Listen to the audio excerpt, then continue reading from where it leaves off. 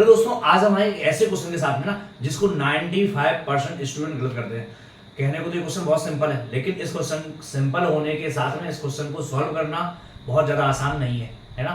तो इस complicated question को हम बहुत आसान शब्दों में समझते हैं और कैसे हमें स्टेप बाय स्टेप इस क्वेश्चन को सॉल्व करना है कि हमें IES मेंस में ना 20 में से 20 मार्क्स मिल सके। ठीक है, तो चलिए इस क्वेश्चन को हम पहले तो पढ़ते हैं, फिर इसके बाद इसकी स्ट्रेटजी बनाएंगे हम। ठीक है, तो हमें क्वेश्चन में दिया हुआ है dense air is used as refrigerant in reverse Brayton cycle, Bell Coleman cycle और जूल साइकिल। तो हमें अच्छा है क्वेश्चन में पहले से दिया हुआ है। नॉर्मली क्वेश्चन में हमें इतना डिटेल में नहीं दिया होता है। हमें बोला है temperature at end of heat absorption, है ना, at end of heat absorption and heat rejection is 0 degree Celsius and 30 degree Celsius. Pressure ratio हमें दिया हुआ है 4। ठीक है, pressure in cooler is 4 bar, determine temperature at all states, है ना, volume flow rate if 1 ton of refrigeration is cooling capacity. ठीक है, तो जो हमारी ब्रेटन साइकिल्स होती हैं या वेल कॉल्मन साइकिल है या जूल साइकिल है, उनमें हीट एडिशन और हीट रिजेक्शन या हीट एब्जॉर्प्शन और हीट रिजेक्शन कांस्टेंट प्रेशर पर होती है। ठीक है, तो जो हमारा हीट एडिशन होगा या हीट रिजेक्शन होगा, जो भी हमारा हीट एडिशन और जो हीट रिजेक्शन होगा वो किस होगा, वो कांस्टेंट प्रेशर की कंडीशन में होगा। ठीक है, ठीक है, और जो हमारा एक्सपांशन होगा और दूसरा कंप्रेशन जो होगा, वो प्रोसेस कैसी है दोनों, वो दोनों प्रोसेस आइसेंट्रोपिक है, आइसेंट्रोपिक प्रोसेस है या एडियाबैटिक प्रोसेस है। ठीक है, तो reversible adiabatic process is isentropic process. ठीक है, तो अगर हम TS डायग्राम बनाएं, कौन सा डायग्राम बनाएं, TS। अभी हमारा रेफ्रिजरेंट कौन सा है, रेफ्रिजरेंट हम एयर का यूज कर रहे हैं। एयर क्या है, हमारी एयर गैस है। ठीक है, तो सबसे पहले हम क्या कर रहे हैं,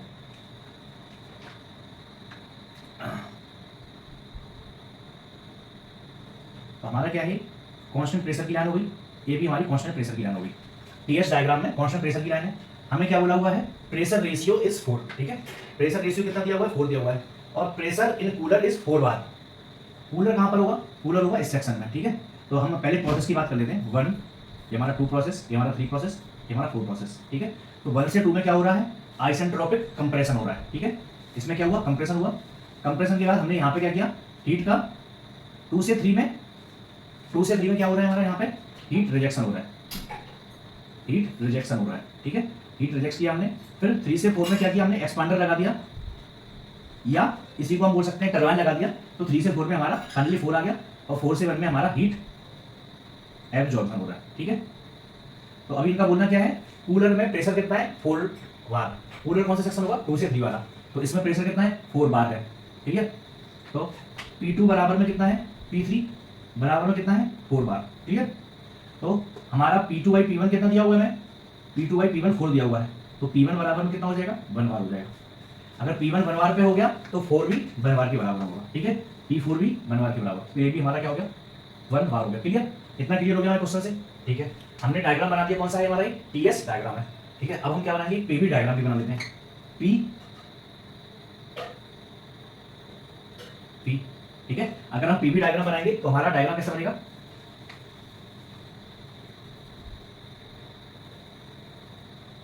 कौन सी हमारी 4 से 1 है। ठीक है, तो 4 से 1 प्रोसेस हो गई हमारी। ठीक है, जिसमें क्या हो रहा है, हीट एब्जॉर्ब हो रही है। 1 से 2 हमारी आइसेंट्रोपिक प्रोसेस हो गई। 2 से 3 हमारा क्या हो गया, 2 से 3 हीट रिजेक्शन हो गया। ठीक है, और यहाँ पे हमने हीट दे रहे हैं। और 3 से 4 फाइनली हमारा जो भी एक्सपांडर हो गया या एक्सपांसन हो गया, वो एक्सपांसन प्रोसेस हो गई। ठीक है, तो हमने TS डायग्राम बना दिया और हमने PV डायग्राम बना दिया। क्लियर, इतना क्लियर हो गया। अभी हमें क्या फाइंड करना है, हमें फाइंड करना है determine temperature at all states. ठीक है, हमें क्या दिया हुआ है, 2 टेम्परेचर दिए हुए हैं, 0 degree Celsius and 30 degree Celsius. 0 degree Celsius कहां पर है, at end of heat absorption. Heat absorption कहां पे हो रहा है, हीट एब्जॉर्प्शन 4 से 1 हो रहा है, तो 1 टेम्परेचर मींस T1 बराबर में कितना दिया हुआ है, 0 डिग्री सेल्सियस। इसको क्या लिख सकते हैं, 273 केल्विन। ठीक है, और नेक्स्ट क्या दिया हुआ है, हीट रिजेक्शन के बाद में टेम्परेचर कितना है, 30 डिग्री सेल्सियस। हीट रिजेक्शन हो कहां पर रहा है, हीट रिजेक्शन हो रहा है यहाँ पर, है ना, 2 से 3 में। तो हीट रिजेक्शन के बाद टेम्परेचर कितना हो गया, T3 बराबर में 30 डिग्री सेल्सियस है, कितना हो जाएगा, 303 केल्विन। ठीक है, अब हमारा 1 से 2 प्रोसेस कैसा है, आइसेंट्रोपिक प्रोसेस है। ठीक है, तो 1 से 2 प्रोसेस के लिए हम एक क्या लगा देंगे, 1-2 प्रोसेस के लिए क्या लिख देंगे P1 बाई P2 बराबर में T1 by T2। Isentropic process है तो क्या हो जाएगा P1 बाई P2 की power gamma minus 1 upon gamma, ये हो जाएगा। तो जो 1 से 2 प्रोसेस कैसी आइसेंट्रोपिक प्रोसेस है, P1 बाई P2 की पावर इतना हो गया। अब गामा एयर के लिए कितना होता है 1.4 होता है, ठीक है। अब हमें क्या दिया हुआ है P2 की वैल्यू 4 है, तो 1/4 की वैल्यू पावर 0.4 डिवाइड बाई 1.4, ये हो जाएगा बराबर में T1 की वैल्यू कितनी है 273 है, यहाँ पर क्या है T2 है। तो अगर हम T2 की वैल्यू निकालेंगे तो आ जाएगा हमारे पास में T2 बराबर में कैलकुलेट कर देते हैं। तो हम क्या करेंगे अभी T2 बराबर में कैलकुलेट करते हैं, तो कितना आ जाएगा T2 273 इंटू 4 की पावर 0.4 डिवाइड बाई 1.4, आंसर आ गया हमारा 405.67। अब ये किसमें आएगा केल्विन में, ठीक है। तो हमने 1 और 2 प्रोसेस के लिए निकाल दिया, तो हमारे पास में T2 आ गया, ठीक है। T3 हमें दिया हुआ है, अभी मैं क्या निकालना T4। तो ऐसे ही हम क्या करेंगे 3-4 प्रोसेस की बात करेंगे, और 3 और 4 प्रोसेस क्या है 3 से 4 प्रोसेस, ये भी हमारी कौन सी प्रोसेस है आइसेंट्रोपिक प्रोसेस है। तो क्या हो जाएगा आइसेंट्रोपिक प्रोसेस के लिए P3 अपॉन P4 की power gamma minus 1 upon gamma equal to T3 by T4, ये हो जाएगा। तो हमारा P3 बाई P4, P3 का प्रेशर कितना है 4 बार, P1 का 1, P4 का 1, gamma minus 1 0.4 divide by 1.4 equal to T3 की वैल्यू पता है, बिल्कुल पता है 303। T4 की वैल्यू नहीं पता, तो T4 का T4 कर दिया। तो हम T4 बराबर कैलकुलेट कर लेंगे, T4 बराबर क्या हो जाएगा 303 डिवाइडेड बाई कितना हो जाएगा 4 की पावर 0.4 डिवाइड बाई 1.4, ठीक है। तो आंसर आ गया हमारा 203.9। तो T4 बराबर कितना आ गया 203.9, क्या आ गया केल्विन, ठीक है। तो हमारे दो ही टेम्परेचर नहीं थे, कौन कौन से T2 और T4। तो हमारा जो T2 और T4 की वैल्यू है वो हम यहाँ पर लिख देते हैं एक बार।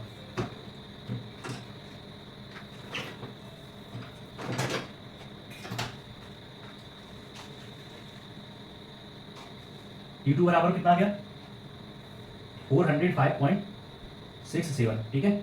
और T4 बराबर में कितना आ गया 203.9 केल्विन, ये भी केल्विन, ठीक है। तो हमने जो भी सारे टेम्परेचर थे वो सारे कैलकुलेट कर दिए, ठीक है। अब हमें क्या कैलकुलेट करना है वो हम देख लेते हैं नेक्स्ट।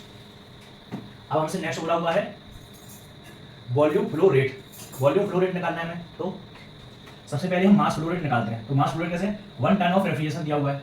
अब रेफ्रिजरेशन कहाँ पर हो रहा है 4 से 1 में, तो 1 टन ऑफ रेफ्रिजरेशन बराबर में क्या हो जाएगा मास फ्लो रेट। अब एंथैल्पी राइज कितना हो रहा है m dot Cp T1 minus m dot Cp T4, ये हो जाएगा। अब m डॉट की वैल्यू कितनी नहीं पता, m डॉट का हमने m डॉट कर दिया। Cp की वैल्यू एयर है, एयर के लिए जो Cp की वैल्यू है वो कितनी होती है 1.005। T1 माइनस T4, T1 का वैल्यू कितना है हमारा, T1 का वैल्यू 0 डिग्री सेल्सियस है तो 273 माइनस T4 का 203.9, ठीक है। 1 टन ऑफ रेफ्रिजरेशन बराबर क्या होता है 3.5 किलोवाट, ठीक है। ए भी किसमें क्लो जूल में, ए भी क्लो में, तो हम इसमें किसी चीज का मल्टीप्लाई करेंगे तो m डॉट बराबर में आ जाएगा हमारा, m डॉट बराबर कैलकुलेट करते हैं कितना आ जाएगा, m डॉट बराबर में हो जाएगा 3.5 divided by 1.005 into 273 minus 203 answer आ जाएगा 69.1, ये किसमें क्लो जूल, ठीक है, पर सेकंड में आ जाएगा पूरा आंसर। तो हम इसको कैलकुलेट करें कितना आ जाएगा हमारा 3.5 divided by 69.1 divided by 1.005, answer आ गया 0.05। क्या हो गया ये किलोग्राम पर सेकंड, ये क्या हो गया मास फ्लो रेट हो गया। अब हमें क्या निकालना है वॉल्यूम फ्लो रेट, ठीक है। वॉल्यूम फ्लो रेट कैसे निकालेंगे हम PV बराबर में m डॉट RT, यही हो जाता है ना। अगर हम वॉल्यूम फ्लो रेट 1 पॉइंट पर निकालें, पॉइंट 1 पर क्या हो जाएगा P1 V1 m डॉट तो वही रहेगा, R की वैल्यू वही रहेगी T1 हो जाएगा, ठीक है।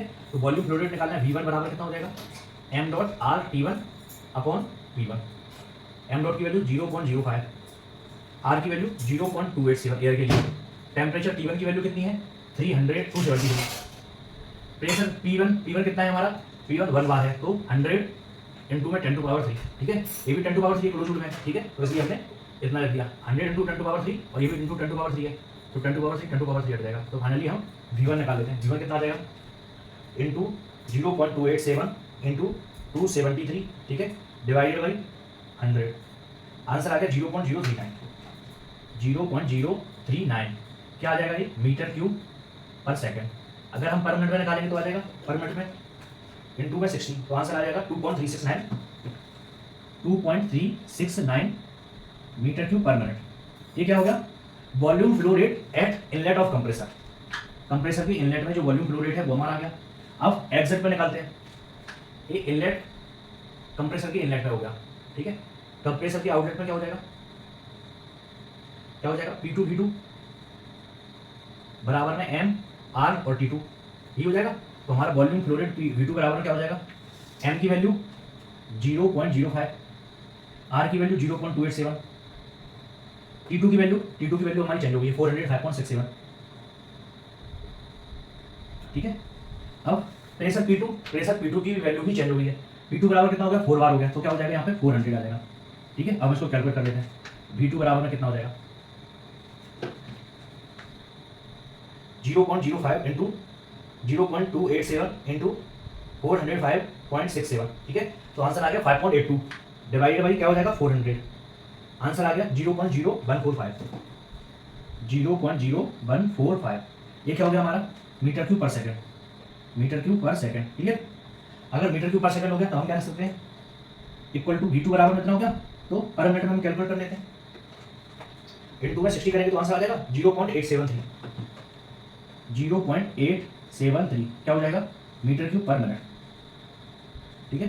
तो होप आपको ये वीडियो बहुत अच्छे से समझ में आया होगा। अब हमारे पास में अगर एक बार पॉइंट आ गए हैं और हमें प्रोसेस पता है आइसेंट्रोपिक प्रोसेस है या कांस्टेंट प्रेशर प्रोसेस है, कांस्टेंट टेम्परेचर प्रोसेस है, अगर हमने एक बार प्रेशर प्रोसेस का पता लगा लिया तो हम प्रोसेस के फार्मूला से है ना PV is equal to constant है,